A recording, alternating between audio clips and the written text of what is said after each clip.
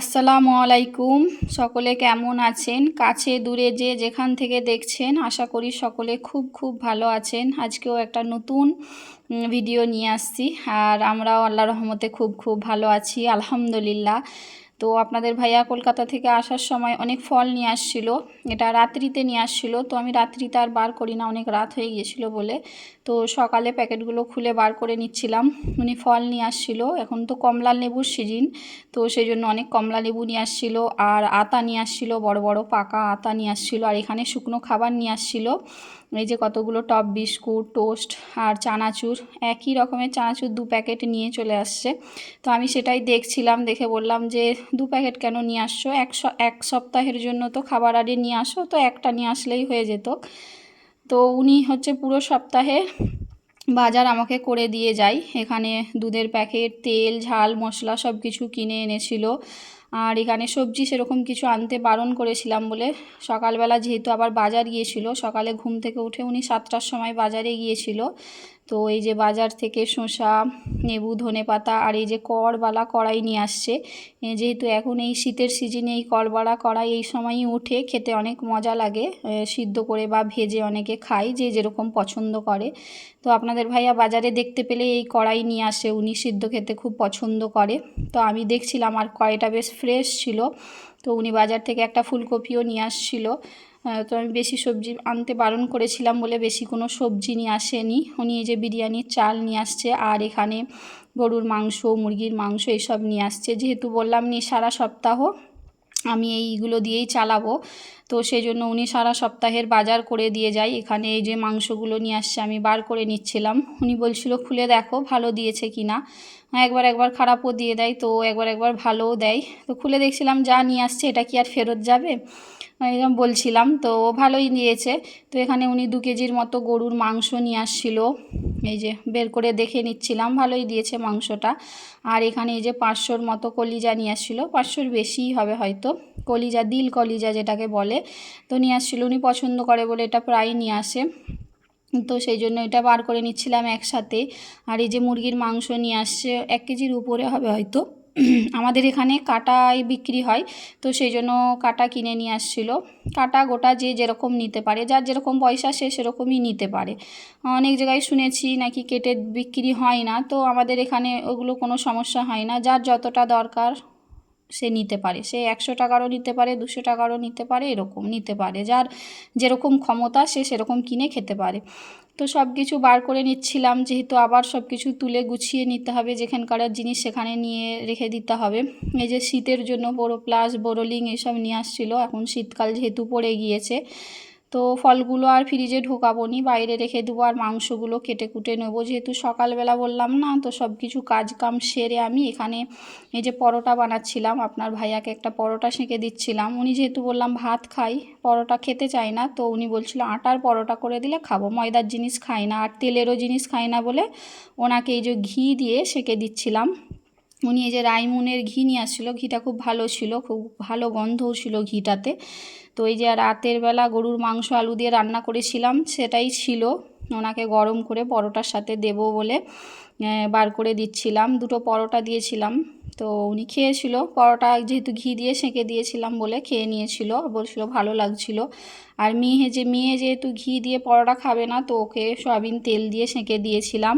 গরুর মাংস দিয়ে গরম গরম খেয়ে নিল ওরা।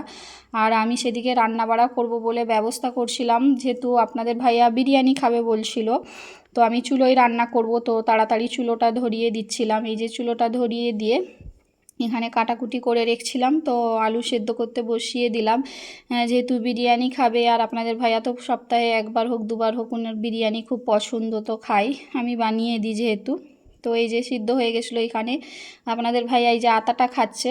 আমি জিজ্ঞাসা করছিলাম যে মিষ্টি নাকি বলো, বলছে হ্যাঁ খুব মিষ্টি, একদম পাকা পাকা আতা, তো খুব মিষ্টি ছিল, খাচ্ছিল উনি। আর এখানে যে আলুটা ভেজেও রেখে দিয়েছিলাম, এখানে গরুর মাংসটাও প্রায় হয়ে এসছে, একটু বাকি আছে, বসিয়েছিলাম, তো একটু নেড়ে চেড়ে দেখে নিচ্ছিলাম, এখনও আধা ঘন্টা হবে। চুলোতে যেহেতু অনেকটা সময় লাগে, তো সেই জন্যই আমি চুলোটা অনেকক্ষণ আগে 9টার সময় ধরালে, তো সেটাই 11:30 12টার সময় কমপ্লিট হয় রান্না। তো এখানে গরুর মাংসটা হয়ে যাচ্ছিলো। আর এই যে দেখুন এখানে কত হনুমান এসছে আমাদের বাড়িতে, অনেক হনুমান। আমি তো দেখে অনেক ভয় করছিলাম। একদম বাড়ির কাছে প্রাচীরের উপরে উঠে বসে আছে, মানে প্রাচীরের গায়ে আমাদের যে পেয়ারা গাছগুলো ছিল একটাও পেয়ারা রাখেনি, সব পেয়ারা বড় বড় পেয়ারাগুলো সব খেয়ে নিয়েছে। আমি ভাবছিলাম একটা এসছে, তারপর দেখলাম দুটো, তিনটে, এরকম করে করে দেখি না অনেক হনুমান এসছে, একটা নয় মানে 7-8টা হনুমান এসছে। এদিক ওদিক ঘোরাঘুরি করছে, ছাদের ওপর লাফালাফি করছে। এই যে আপনাদের ভাইয়া আলু দিচ্ছে, তো আমার মেয়েকে বললো মা আলু নিয়ে আসো, তো ওদেরকে দেবো। এই যে মেয়ে আলু এনে দিচ্ছে, আর ওর পাপা একটা একটা করে সবাইকে দিচ্ছে আলু, মানে কিলো ডেরেক আলু নিয়ে এসে সবাইকে দিচ্ছে, বলছে তোরা খা, যতক্ষণ খাবি খা। তারপরে হচ্ছে এই যে দিচ্ছিল, এই যে দেখুন উপর থেকে আবার একজন নেমে আসলো, এই যে সেও বসে আছে। আর আমি ভয় করছিলাম ওই যে উপরের ওই যে দরজাটা খোলা দেখাচ্ছে না, বলছি ওখান থেকে ঢুকে ভেতরের বাড়িতে চলে আসবে, বলছে না না আসবে নি ওরা। তো এই যে খাচ্ছে আর আমি ওদের ভিডিও করছিলাম, আর অনেকক্ষণ ধরে ওরা ছিল। আমি রান্না করছিলাম যেহেতু, তো রান্নাটা প্রায় প্রায় আমার কমপ্লিট হয়ে গেছে, তো সেটা আর দেখালাম না বিরিয়ানি বানাটা, সেটা তো আমি আগেও দেখেছি ভিডিওতে, তো এতে আর বিরিয়ানি বানানোটা দেখালাম না সেই জন্য। তো এই যে হনুমানগুলো কেমন বসে আছে খাচ্ছে, খেতে খেতে হাত দিয়ে পড়ে গেছে, তো আপনাদের ভাইয়া সেটাকেই আবার ওকে গুড়িয়ে দিচ্ছিল, দিতে এই যে বলছে খাও, ভালো করে খাও। আপনাদের ভাইয়া মাথা নাড়ছে আর বলছে, ওদের সাথে কথা বলছিল, বক বক করছিল, বলছে ওরা ওদের গায়ে কি ক্ষমতা, হাত থেকে ওরা ছিনিয়ে নিচ্ছে পুরো। এই যে দেখুন আলুটা গুঁড়িয়ে দিচ্ছে, বলছে খাও, ভালো করে খাও, তোমাদের যতক্ষণ ইচ্ছা খাও। এই যে ঘরের ভেতরে একদম ঢুকে চলে আসছিলো বলে আমি কি করলাম, ভয়েতে গ্রিলটা লাগিয়ে দিয়েছি। তো আপনাদের ভাইয়া বললো না না ওরা ঢুকবে নি, আমি তবু খুলতে দিই না, গ্রিলটা একদম লাগিয়ে লক করে রেখেছিলাম, যে তোমরা যা দিবে এখান থেকে হাত বাড়িয়ে দাও, বাইরে যেও না, ভয় লাগছে আমার। এই যে দেখুন কেমন করে হাত দিয়ে কেড়ে নেবে। আলু দিচ্ছিল, আলু দিতে দিতে আমার মেয়ে মানে বাড়িতে যে শুকনো খাবার ছিল না, টোস্ট, লেড়ো সব বার করে নিয়ে এসছে, ওদেরকে দাও খেতে। আমার মেয়ে এতটাই ভালোবাসে জীবজন্তু পশুদেরকে, ও খুব ভালোবাসে, আর ওর ভয় নেই, ওর মধ্যে নেই একটুও ভয় নেই, ও কাউকে ভয় করে না। এই যে ও দিচ্ছিল শেষে, আবার আমি ভয় করছিলাম যে তুমি যাওনি মা সামনে, বলছে না কিচ্ছু হবে না। এই যে দিচ্ছে দেখুন হাত দিয়ে, আপনাদের ভাইয়া ওনাদের সাথে আবার মজা করছে, হাত দিয়ে কেড়ে নিচ্ছে তো আবার হাত থেকে উনি ছিনিয়ে নিচ্ছে ওনারা। এই যে দেখুন, মানে আমাকে দেখতেও কি ভালো লাগছিল, যা পড়ে যাচ্ছে সেগুলোকে আবার গুড়িয়ে খেয়েও নিচ্ছে। এই যে দেখুন কতগুলো আসছে, একটা দুটো তিনটে, নিচে একটা, সেই মাথায় দুটো তিনটে বসেছিল। এই যে দেখতেও কি ভালো লাগছিল, আর বড় বড় এগুলোকে বীর হনুমান বলে। আপনাদের ওইদিকে কি বলে এগুলোকে আমাকে একটু কমেন্টে জানাবেন। তো অনেকে তো বানরও বলে, তো আমরা হনুমানই বলি, আর এগুলো বড় বলে এদেরকে বীর বলা হয়, বীর হনুমান।